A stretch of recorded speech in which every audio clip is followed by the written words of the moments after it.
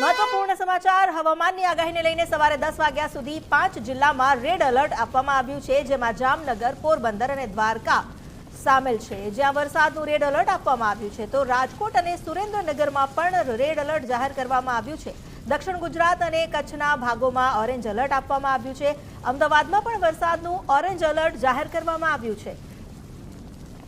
જે આગાહી કરવામાં આવી હતી, જે સિસ્ટમ સક્રિય થઈ હતી ગુજરાત પર, જે 5 સિસ્ટમ ની પ્રભાવનો અસર વર્તાઈ રહી હતી, તે અંતર્ગત હવે સિસ્ટમમાં થોડો ફરક આવ્યો છે અને તેને કારણે દક્ષિણ ગુજરાત અને કચ્છના ભાગમાં ઓરેન્જ એલર્ટ આપવામાં આવ્યું છે. વરસાદને લઈને અમદાવાદમાં જ્યાં અત્યાર સુધી રેડ એલર્ટની જાહેરાત કરવામાં આવી હતી, ત્યાં હવે ઓરેન્જ એલર્ટ આપવામાં આવ્યું છે. એટલે વરસાદ પડશે, પરંતુ તેમ છતાં સાવચેતી રાખવી જરૂરી છે.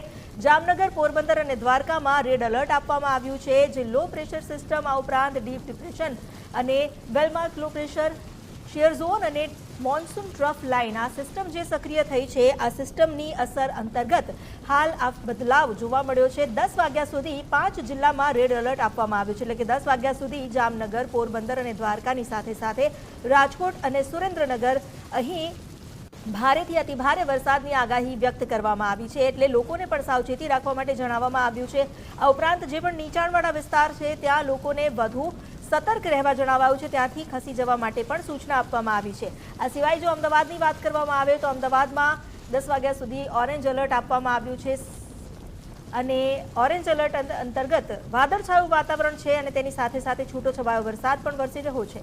દક્ષિણ ગુજરાતમાં પણ જ્યાં સતત રેડ ઝોનની અસર અંતર્ગત વરસાદ વરસી રહ્યો હતો, હાલ દક્ષિણ ગુજરાત અને કચ્છના ભાગોમાં ઓરેન્જ એલર્ટ 10 વાગ્યા સુધી આપવામાં આવ્યું છે.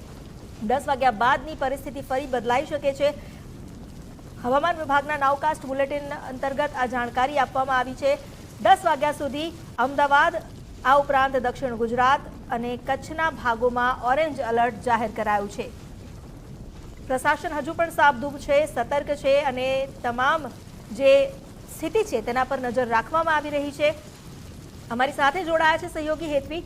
હેતવી, જે નાવકાસ્ટ બુલેટિન છે, ફરી એકવાર તેમાં અમદાવાદ હોય, દક્ષિણ ગુજરાત હોય, ત્યાં ઓરેન્જ એલર્ટ આપવામાં આવ્યું છે, જ્યારે 5 જિલ્લા એવા છે જ્યાં 10 વાગ્યા સુધી રેડ એલર્ટ છે. શું વધુ અપડેટ? બિલકુલ, અહીંયા જે પ્રકારે વરસાદની આગાહી અને અમિતા, જે પ્રકારે માહોલ ગઈકાલની વાત કે 31 અને 1 તારીખે સમગ્ર રાજ્યમાં ભારે વરસાદ અને એનું જે રેડ આઈ બનતી જ આખી સિસ્ટમ જ્યાં ફોલ થવાની હતી, તે અમદાવાદ શહેર અને એ રેડ એલર્ટ વિસ્તારોની અંદર આપણને ગઈકાલે જોવા મળ્યું કે કેવો વરસાદ રહ્યો. જે પ્રમાણેની આગાહી હતી એ પ્રકારનો સહેજ પણ માહોલ જોવા ન મળ્યો. એ સિસ્ટમ જે ડીપ ડિપ્રેશનમાં પરિવર્તિત થવાની હતી, તે ક્યાંક લો પ્રેશર તેનું સર્જાયું. સુરતને આપણે ન ભૂલવું જોઈએ. સુરતમાં નો ડાઉટ ગઈકાલે બહુ જ ભયંકર વરસાદ જોવા મળ્યો છે. 20 ઇંચ સુરતની અંદર વરસાદ વરસી ગયો છે. આજે પણ સુરતમાં ભારે વરસાદની આગાહી છે. એની સાથે દિવસ દરમિયાનનો આજનો માહોલ પણ જોઈ લો, કારણ કે સતત એવું કહેવામાં આવતું હતું કે 31 અને 1 આ 2 તારીખ એ ઘણી જ મહત્વની છે. ભારે વરસાદ, પૂર જેવી સ્થિતિ આવશે. ગઈકાલે આપણને એવું કશું જોવા નથી મળ્યું અને આજે પણ જે પ્રમાણે વિંડી બતાવી રહ્યું છે, એવી કોઈ જ પરિસ્થિતિ બનતી જોવા નથી મળી. 10 વાગ્યા સુધી સૌરાષ્ટ્રના જે ભાગો છે ત્યાં ચોક્કસથી રેડ એલર્ટ આપવામાં આવ્યું છે. એનું કારણ છે કે બંગાળની ખાડીમાંથી જે પ્રેશર આવી રહ્યું છે અને અરબ સાગરમાંથી જે પ્રેશર આવી રહ્યું છે, કોસ્ટલ વિસ્તાર છે, એટલે બંને સાઈડના ભેજવાળા પવનો જ્યાં ટકરાય એકબીજાને, ત્યાં ડાઉનફોલ થતો હોય છે અને એના જ કારણે આપણને સૌરાષ્ટ્રના ભાગોમાં, દક્ષિણ ગુજરાતના ભાગોમાં આજે દિવસ દરમિયાન વરસાદ જોવા મળશે. પણ ક્યાંક રાહતની વાત એ છે કે આ વરસાદ એટલો બધો નહીં હોય જે આપણને ગઈકાલે સુરતમાં જોવા મળ્યો. 20 ઇંચ વરસાદ નવસારીમાં જોવા મળ્યો કે જ્યાં પૂર જેવી સ્થિતિ ઊભી થઈ, નદીઓ બે કાંઠે વહેવા લાગી. એવી પરિસ્થિતિ આજે સર્જાવાની શક્યતા ઘણી જ ઓછી છે.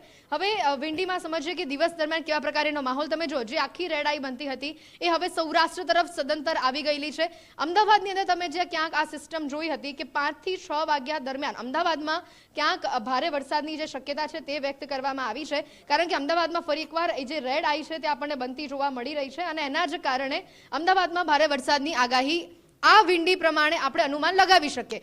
પણ જે પ્રમાણે ગઈકાલે આ આખો ભાગ રેડ આઈમાં પરિવર્તિત હતો, જેને સતત આપણે પર્પલ એલર્ટ કહી રહ્યા હતા, આ વિસ્તાર જે આજે માત્ર 5 થી 6 ના ગાળા દરમિયાન જ આપણને ભારે વરસાદ બતાવી રહ્યો છે, બની શકે કે આ સિસ્ટમ પણ ફોલ થઈ જાય, પવનોની ગતિ વધે અને આ જે અહીંયા વરસાદ બની રહ્યો છે, વરસાદી વાદળા આવી રહ્યા છે, એ પણ જતા રહે.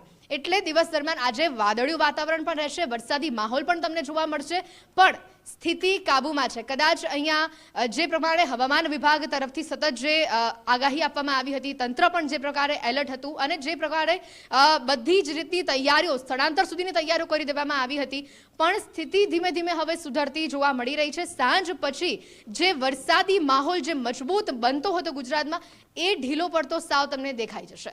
જી, આભાર આપનો જાણકારી આપવા માટે. તો સાંજ સુધીમાં સિસ્ટમ પરિવર્તિત થઈ શકે છે તેવી પણ આશંકા છે. આ સિસ્ટમ જે છે ડીપ ડિપ્રેશન બને તો વધુ તારાજી સર્જાઈ શકે, પરંતુ જો ગઈકાલથી અત્યાર સુધીની સ્થિતિની સમીક્ષા કરવામાં આવે તો એવું લાગી રહ્યું છે કે વધારે પવનોની ગતિને કારણે આ સિસ્ટમ વિખેરાઈ શકે છે. એ ડીપ ડિપ્રેશનના સ્થાને ડિપ્રેશન લો પ્રેશરમાં પરિવર્તિત થઈ શકે છે અને તેને કારણે વરસાદની અસર ઓછી થઈ શકે છે. અત્યાર સુધી વરસાદની આગાહી જે કરવામાં આવી છે, વરસાદ પડી રહ્યો છે, પરંતુ જે તારાજી આપણે 24 તારીખ આસપાસ જે અમદાવાદ અને આસપાસના વિસ્તારોમાં જોઈ હતી, એવી તારાજી નહીં સર્જાય તેવી પણ આશા વ્યક્ત કરવામાં આવી રહી છે.